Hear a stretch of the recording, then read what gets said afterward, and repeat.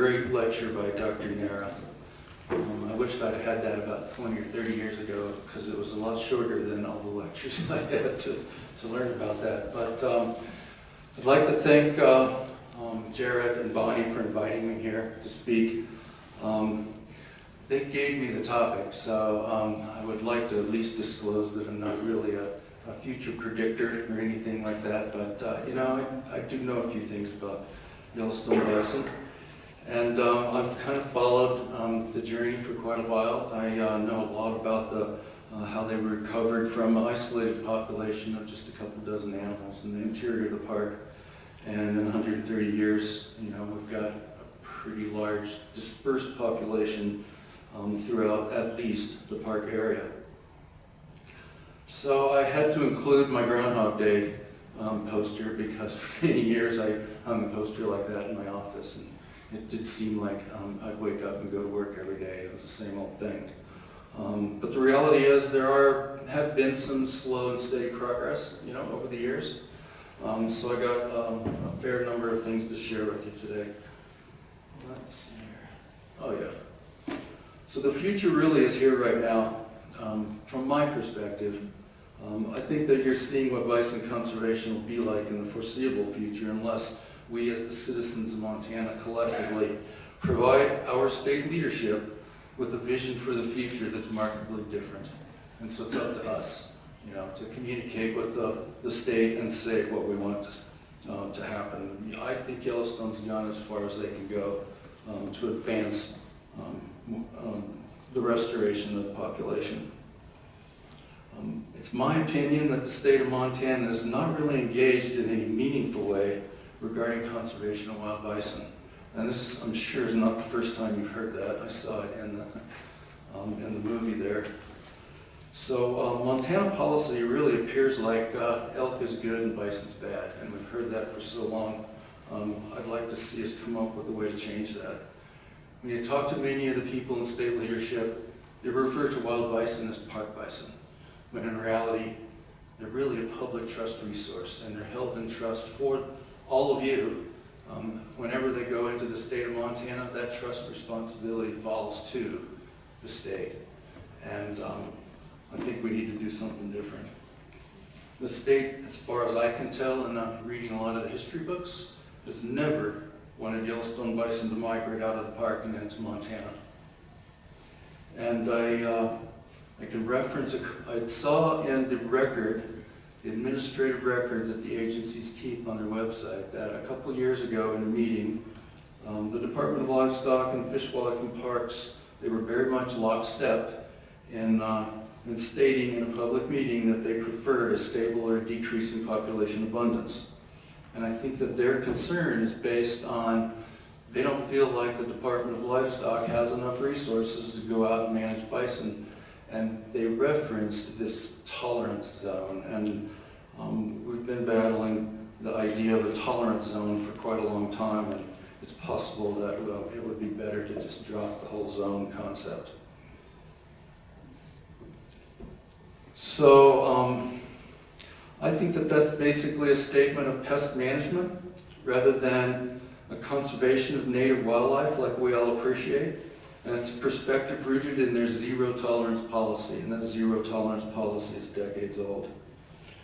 Rather than manage wild bison for their distribution throughout the whole area that they have available, Montana leadership prefers to limit bison to a much smaller area. Oh, turn it. Where did my map go? There we go.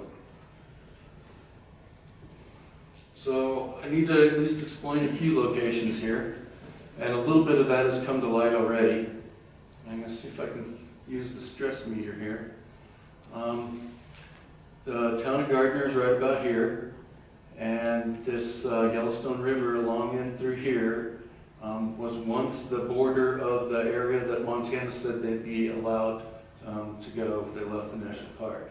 And it was a real thin area, real close to the Yellowstone River. And then in 2015, that area was expanded to the whole Gardner Basin, the area that the water drains down into the Yellowstone River there, south of Yankee Canyon.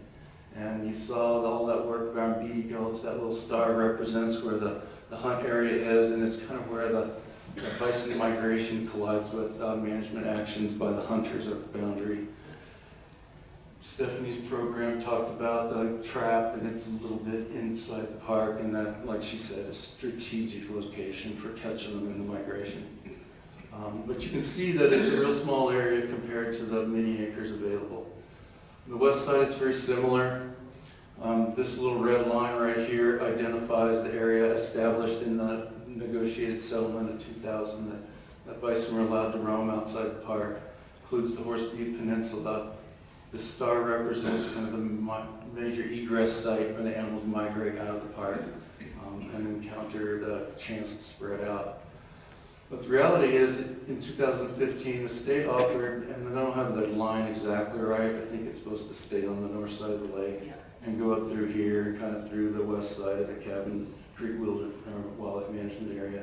But it does include the Taylor Fork, Buffalo Horn Valley.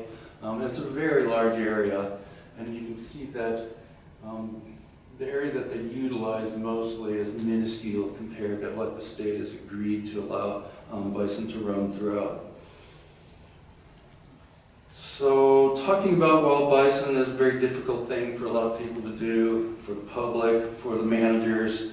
I think that it stems from a lot of the myth and misperception and assumptions that go into play, and all about how threatening bison are to the lives of people living in Montana. And that's all a matter of opinion. So I learned to live with bison in the Gardner Basin for 17 years. I think it's pretty easy to do. Many of my neighbors in Gardner were able to. They really love living around bison. You ask most of the people that live around West Yellowstone, they've learned how to do it. The real crux of it is this is a bipolar issue, and that people are either passionately for or passionately against conservation of wild bison. Now, is there any chance of changing the future? I really hope so.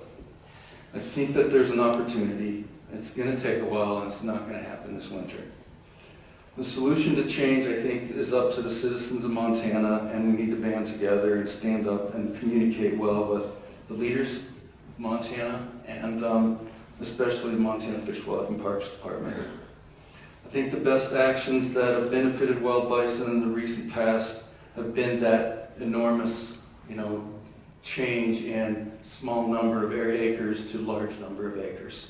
They just haven't had a chance to occupy that larger area.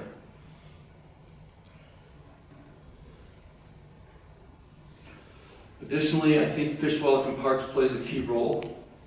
They conducted a multi-year planning process and engaged the public about what is possible in Montana. And they showed that they can do those difficult discussions. They know how to talk about it. They also learned and released an analysis of options that included a great deal of citizen support for wild bison. And so how did that happen? Well, at the time, the citizens elected a governor that was very much aware of the fact that there's a lot of people in Montana that would like to see wild bison reoccupy areas suitable to them. And there was also a Regional 3 supervisor here in Bozeman that was very good at public engagement and moving along that particular process, and understood that huge amount of interest by the general public. I do think that the key to responsible governance is to seek the greatest good for the greatest number of citizens, and I'm not seeing it happen right now. I've always thought that FWP was handicapped by the 1995 legislation that redirected the Department of Livestock to be the lead agency for managing Yellowstone bison. So when the current administration put a block on the FWP plan, it shows that the political influence in Helena has a very overwhelming thumb on our state wildlife management agency. So here it is, Jared. I told you I'd reference. Now I would like to share my perspective and where we have come, how we could possibly continue the successful restoration of wild bison in the Yellowstone area. So since wildlife move freely across jurisdictional boundaries, management responsibilities are shared among state, federal agencies. Conflicts arise due to differing mandates and management philosophies. And wild bison are classic. It's not the only species that we have some of these same issues with, though. With respect to brucellosis, the stakes are high, very high, and it's a very cutthroat atmosphere that arises regarding the wildness and conservation of this species, and it's pitted against the livelihood of an industry and a way of life. Ultimately, the conflict resolves around the cultural values of all sides of the debate, the ecology and the capacity of the system, and the economic drivers of the area. And all of these tend towards a political agenda, like I've heard in virtually every other speaker. And it's really a win at all costs and not a compromise. Bison as a species is a significant player in the history and the prehistory of humans. They were a vital prey for animals throughout Europe and Russia, and it's depicted very well in ancient societies by their graphics on the rock cliffs. Many parts of the bison are utilized to make human lives more comfortable, and it's been that way since the beginning. Bison are a part of our native wildlife legacy, along with elk, with pronghorn, with grizzly bears, with wolves, and any other iconic species that we spend time and effort to conserve in modern society. So my background includes 17 years as the team leader of the Bison Ecology Program at the park. I retired from that position 6 years ago, but I have been able to follow the debate. You can too. There's a website that keeps track of all the decision documents. All of that data that Jared put up earlier, I'm sure came right off of that website. Chris just put out a recent status report for the population with this year's counts, the whole works. So it's easy to follow. I've been following it since I was a student here at Montana State University in the mid-1980s. I followed it as a biologist in Grand Teton National Park early in my career. It's an interesting story, and the struggles to be expressed. The interagency group and the tribes, they collaborate, they debate, and they put out all that information for everybody to study. I want you to at least spend the time to understand the record and not fall prey to all of the myths that actually get propagated all the time. So Yellowstone bison have come far, securing their place in our greater Yellowstone ecosystem in the last century and a quarter. The United States Army was the first entity to realize they needed help. They needed a great deal of help. So they appropriated a $10,000 project fund from Congress, began the program in 1901, brought 21 animals to the park. They spread them out on the northern range. Put them on the northern range, and ultimately they ended up out in the Lamar Valley, and they grew from there. Through a lot of protection and encouragement, the population grew, and the National Park Service deliberately pushed those animals up in the hills to the south to introduce them to the native herd. And that native herd spent the summers in the Mirror Plateau and the winters in the Pelican Valley, and over time, those two herds learned to intermingle all by themselves. You could call that an assisted migration action. And I suppose I should pause that for a second, because I really think, and I've talked to a number of people about the idea of reinventing that assisted migration and helping the animals learn the landscape so that they can learn it more efficiently. In the 1930s, the Park Service gathered a couple groups of animals with a little bit of assisted immigration by truck and trailer. They introduced them to the Firehole Valley, to the Hayden Valley, and from there they grew. They've learned their way around virtually the whole national park. There was a time when the animals explored and occupied the southwest corner of the state, or of the park rather, but as they migrated out into Idaho, that little subunit of the population disappeared in the 1970s. I think that those 20th century actions worked famously to speed the population's learning process and help them institute habits that we see today. And the most important habit that I think is available to them at this point in time is the habit of migration. If we give them a chance, they can migrate, they can explore, they can learn their way around more of the countryside. So to make a long story short, the population grew to 1,500 by the mid-1950s, grew to 2,000 by 1979. grew to 3,000 by 1985. You can see that increment is rapidly growing and the increment is shrinking. But by the early 1990s, the population abundance estimate was 4,000 animals. And that was the point that the state really flipped out.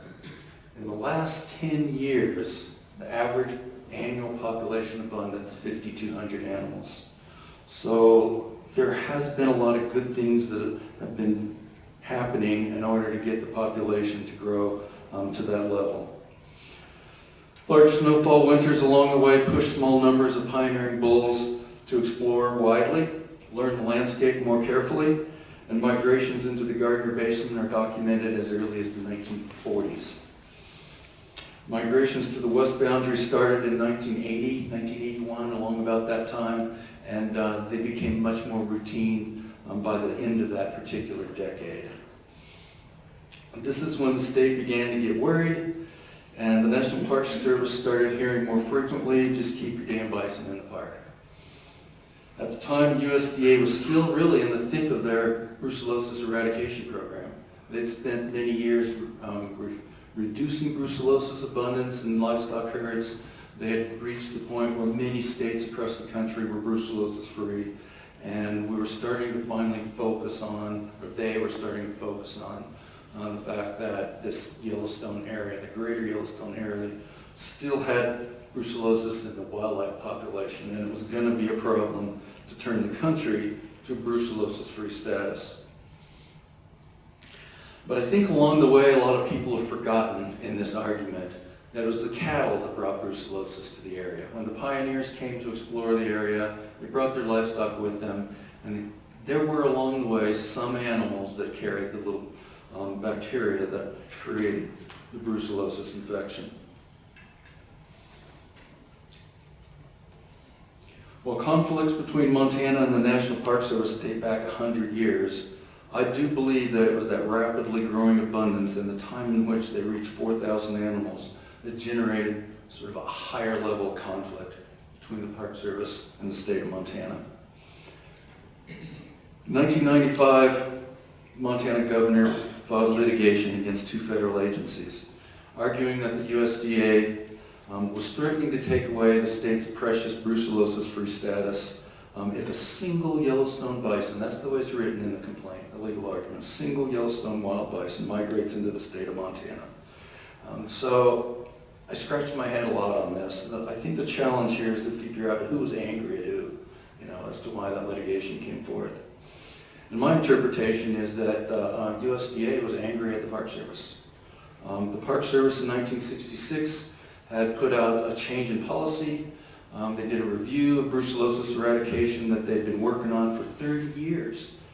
And my former friend and colleague, Bill Barmore, wrote a nice report in '66 and said, look, test and slaughter, vaccination, it's a losing cause. The only real way to eliminate brucellosis in the population is to eliminate the elk and the bison and start all over. And the Park Service wasn't interested, starting all over 65 years into the restoration program. So let's see, there we go. It's important to note that Montana had gained their brucellosis-free status in 1985, so they'd had it for 10 years.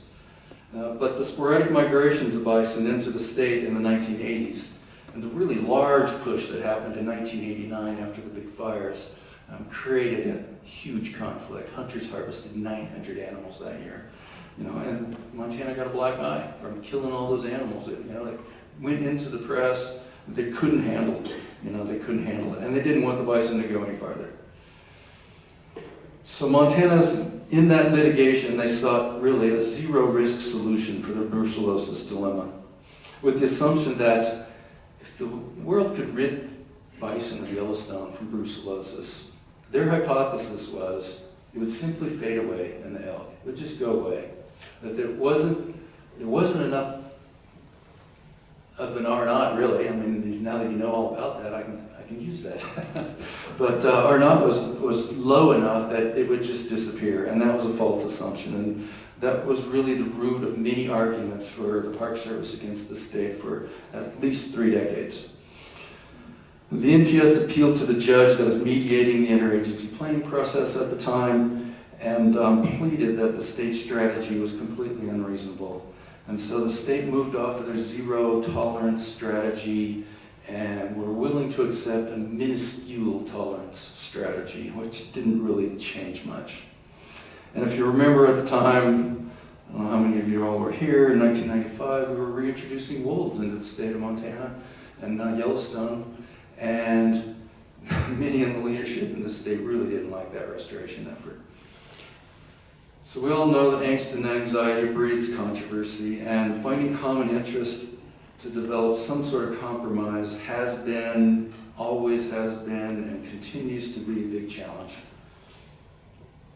The 2000 Interagency Management Plan is a culmination of 2 negotiated settlements. It took them 2 to get through all of the litigation between the state and the feds.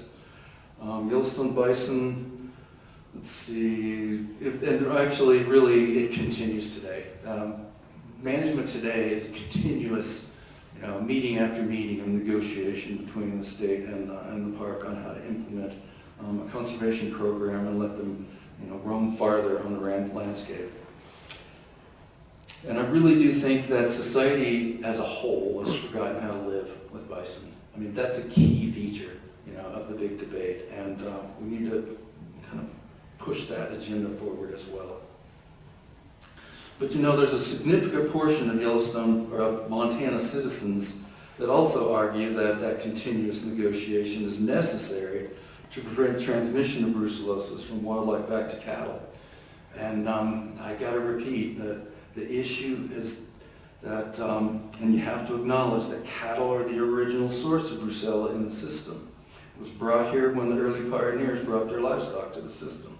So I think the ranchers need to at least acknowledge and not just, blow it off that they solved a portion of the problem, but we haven't solved the whole problem. So there's a few recent, let's see, wrong one there. Here we go. So there's a few recent developments that benefit wild bison. And they effectively, and very effectively, I think, set the stage for future work. Well, I've already mentioned the Army and the Park Service. It's been 130 years. We've been preserving the ecology of the system and even spending a little bit of capital, political capital in 2000 to advance bison restoration. There's a long list of folks to thank for their work in advancing this very first endangered species program. But recently, I think we need to acknowledge the Gallatin National Forest for pushing to include a place for wild bison on the National Forest. And they included it as a objective within their management plan. It was never clearly stated before, but now it is. And the National Park Superintendent needs at least an acknowledgement for having the courage to advance a new bison management plan and study, even though it was limited to the analysis of just National Park Service lands and authority. Now, I was involved in the very beginning of that effort. It was over a decade ago that the park went to the state and said, look, we need to update things. We got a lot of new information, a lot of those assumptions from 2000 that really don't hold muster anymore. But the state and the Park Service simply could not agree on reasonable alternatives. It was yet another stalemate that had occurred after several years of negotiating. So it kind of fell off of the agenda, and Cam brought it back to the forefront. I think the best thing about all of those 2 efforts is a public conversation. The public weighed in, listened to all of their options, and provided a hell of a lot of comment to articulate that there's a great deal of support for bison on public lands. And that Gallatin National Forest could actually have a conservation program that's much more meaningful in the way of conservation than it was set up in the 2000 negotiated settlement. So accounting for all of that new information is important because it gets put into the public record and it gets utilized, and it can be reutilized for adjusting decisions in the future. So, in looking at those assumptions, okay, here we go. I got lost on the program here.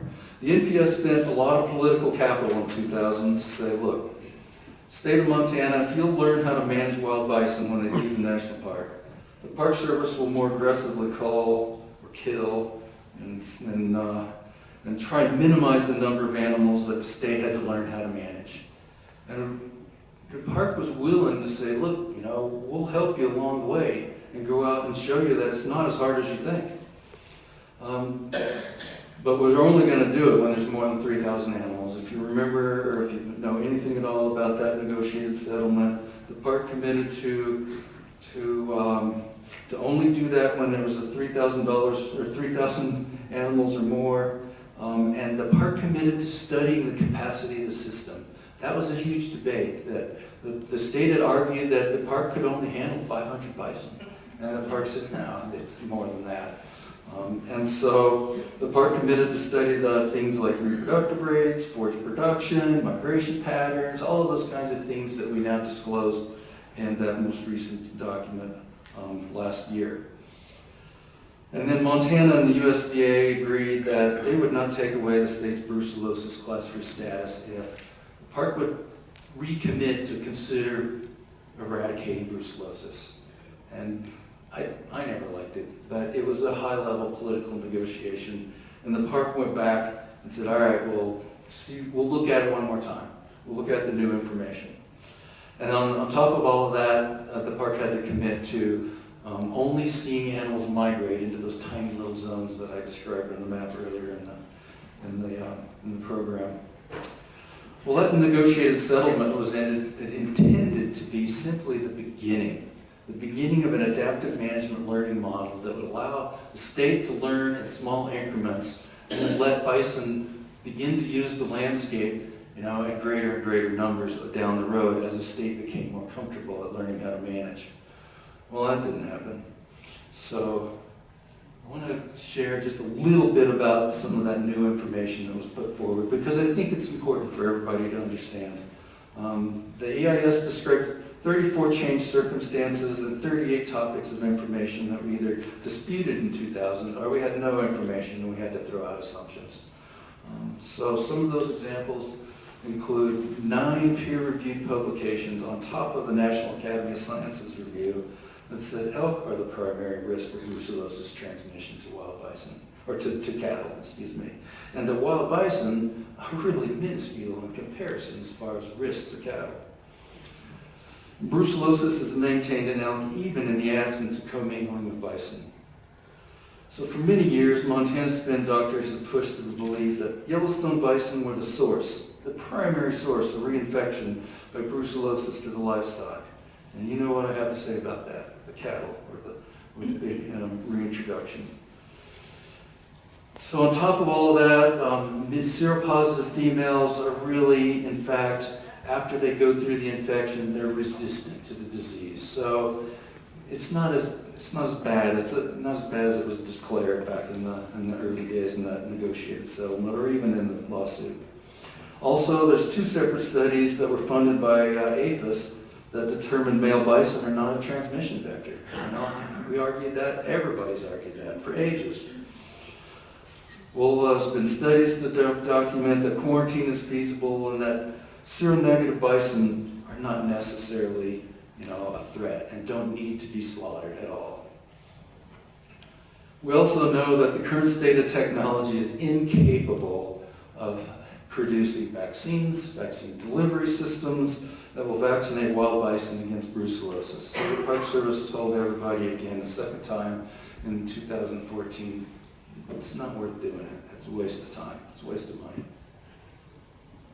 On top of all of that, we spent a lot of time studying the ecological capacity of the system. In 2000, there was that huge debate. I told you 500 animals is what many in the state argued. The Park Service argued 3,000 or 4,000 is probably more likely, but capacity of the system is a variable. And biologists have been arguing about how that is a variable for ages.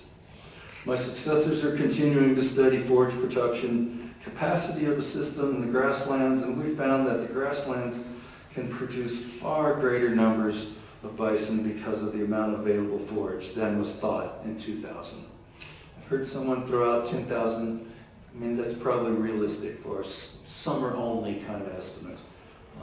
Things kind of change once the snow shows up. And the wild cards are, like I said, migratory behavior of all the animals, as well as the abundance of the other species on the landscape at the time. So Ecological capacity is a variable. And then I think one of the most important things that came about since 2000 is that USDA developed a designated surveillance area. They did that, I think it was in 2010, 15 years ago. So the designated surveillance area roughly coincides with the area of distribution of wild brucellosis infected elk. So that is a good thing for us. I've laid out a lot here about how conflicts in migrating bison are complicated. I heard someone else say that it's complicated. It really is. Tribal constituents, conservation groups, most of us probably here this evening would like to see more bison on a wider landscape. It just makes sense. State of Montana wants to limit numbers of bison outside the park so that they have to do little to no management. I mean, the reality is they just don't want to do the work.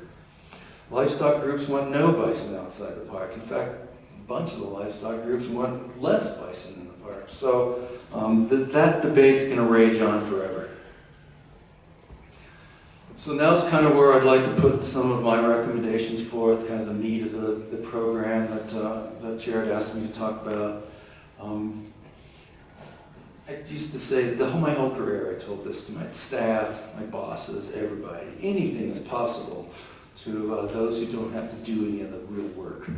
So I think that that's something that everybody needs to consider. Managing wild bison, preserving wild bison is probably one of the hardest species to tackle. But I do think, instead of going around in circles and having the same day every day, I think that we as citizens of Montana need to be the change up our approach in order to help the Gallatin National Forest realize their objective of more bison on forest lands. I do think that that's the next step in wild bison restoration. Find a way to let them utilize that space that they have available to them in Montana. Montana is simply not engaging. We need to try to get bison back under the sole jurisdiction of Fish, Wildlife, and Parks. I think it's time for a divorce. The current state of the population, I'd probably better acknowledge that. Catherine sent me that article like 15 years ago, and I said, yeah, I think you're right. We should have 15 years ago. So the current state of the population is such that there is capacity to pioneer more of our public lands, because we know that Montana is learning to live with brucellosis. Look at their elk management plan. We got elk all over the designated surveillance area, and they have brucellosis. USDA has backed off considerably in their threats to take away the state's brucellosis-free status. And there's a significant portion of the public that supports wild bison on public lands. Numerous tribal communities now have the opportunity to harvest wild bison like their ancestors did. Not necessarily the same way or in the same abundance, but a part of their culture has been restored because we've restored wild bison to the Yellowstone landscape. So we've solved many of the conflicts that seemed really important to the state of Montana governance in the 1990s. So now we can focus on some new challenges, and I guess I would have to say to all of the groups that spoke ahead of us, keep the charge going, because all of the things that you've done up to this point, we still need to do into the future. We just need to find a few different things to throw into the mix. The belief that Yellowstone bison are the source of the potential threat of reinfection by brucellosis to livestock in the GYA is short-sighted and it's biased. Cattle migration into the system when Euro-Americans settled Montana are the original source, and so to ignore that responsibility is irresponsible. We have to remember the facts and understand the complicated dynamics of the brucellosis bureaucracy. We can let's see now, I can move on to that.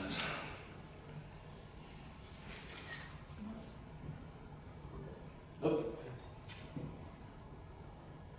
it's blinking. I'm not sure what happened. We're having technical issues. Obviously some technical issues. Back now. We must have lost a cord or something.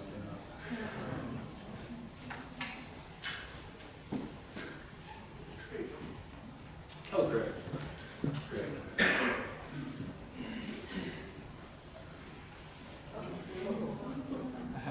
It's still working, isn't it?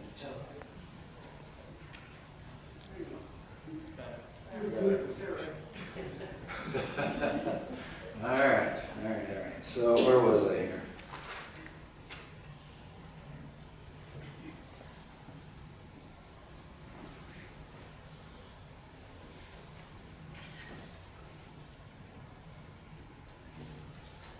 So we can recognize that the state wants to remain brucellosis free, so it is easier to market their livestock. Now that's a lot easier for them to do. USDA established that designated surveillance zone where brucellosis can be actively managed in the livestock. So I ask, is it reasonable to say that wild bisons should be afforded the same area to roam since the state will not lose class 3 status until they leave the designated surveillance area? And brucellosis in infected elk are allowed to roam that very same part of the state. I think it's reasonable. Montana state leadership propagates the perspective that bison destroy fences and compete with cattle for grass in the larger open valleys of the West. If we need a fence, let's build better fences. And really, grass is actually not a limiting factor for farmers and ranchers in Montana.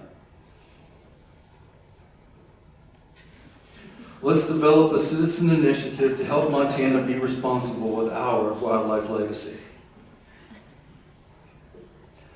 The list of things that I think are important to consider and utilize in your comments when you talk to the right people is work with our neighbors to solve conflicts where conflicts occur. We don't need a big zone to say where things need to occur. Many assumptions from 2000, the settlement agreement, were disproved by further research. So reach out and request that Montana update the management strategy they implement to reflect all that new information. As Park Service did, Forest Service did, I think it's time for Montana to do the same. Manage wild bison like we manage the rest of our wildlife population so that we can be proud of the legacy we are protecting for the future.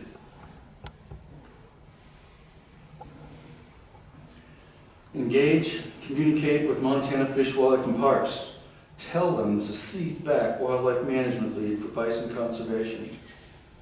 Ask them to seek balance between ecology of the environment, economy of our society, and the social aspects of how we share the greater Yellowstone with each other, with the wildlife that live here, and the millions of visitors that come here each year to watch our wildlife. Because we still have wild bison, and few other locations do.